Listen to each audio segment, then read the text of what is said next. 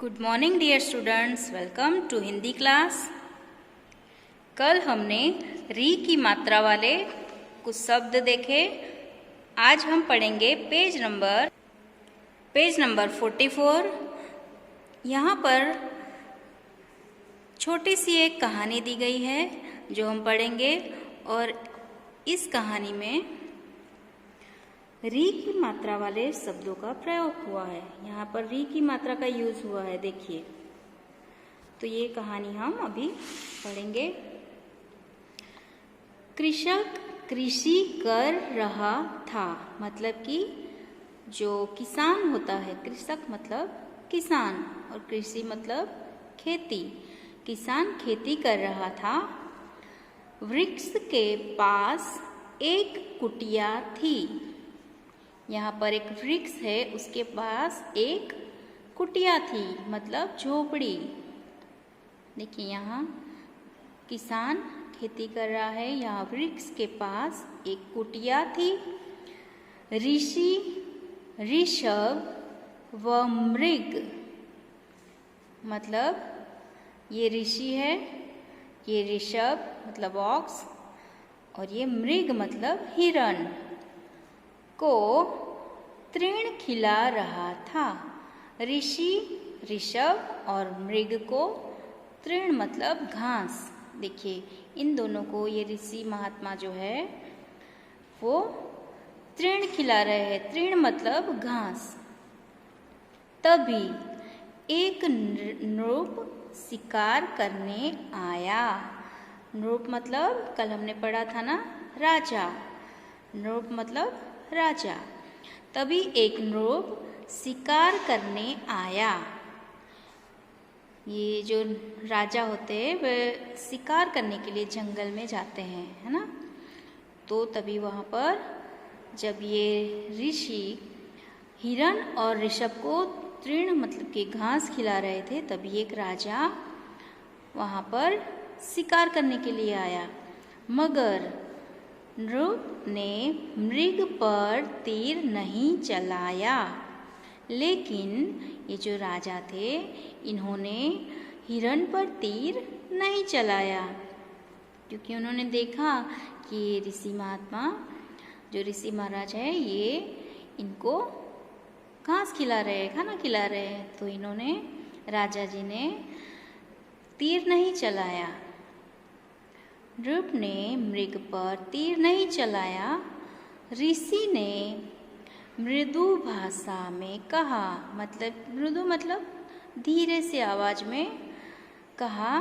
किसको कहा? राजा को। क्या कहा? नृप, नृप मतलब राजा, मृगा मतलब हिरण, कृतज्ञ मतलब आपका आभारी है, क्योंकि राजा ने हिरण को बख्श दिया, मारा नहीं, इसलिए ऋषि ने इनका आभार प्रकट किया, है ना, और बोला कि राजा जी, यह हिरण आपका आभारी है, धन्यवाद। ठीक है। तो कितनी बढ़िया स्टोरी हमने पढ़ी, जिसमें री की मात्रा वाले कुछ और शब्दों का हमें परिचय हुआ। अब देखेंगे आगे अभ्यास एक्सरसाइज। दी गई टोकरी में शब्द छांटकर चित्र के सामने लिखिए। यहाँ पर आपको एक टोकरी दिख रही है, ये बास्केट, इसमें कुछ शब्द लिखे गए हैं और यहाँ पर चित्र दिए गए हैं। तो यहाँ पर चित्र देखने हैं और यहाँ से शब्द यहाँ लिखने हैं। जैसे क में मुझे वृक्ष दिख रहे हैं, है ना। अब यहाँ पर हमने आगे पढ़ा था री की मात्रा है, इसलिए यहाँ पर वृक्ष शब्द ही यूज करेंगे। पेड़, झाड़, ये सब नहीं लिखना है हमें। तो यहाँ पर कहाँ वृक्ष कहाँ लिखा है ये ढूंढना है। ये रहा, तो हम ये वृक्ष को यहाँ पर लिख देंगे।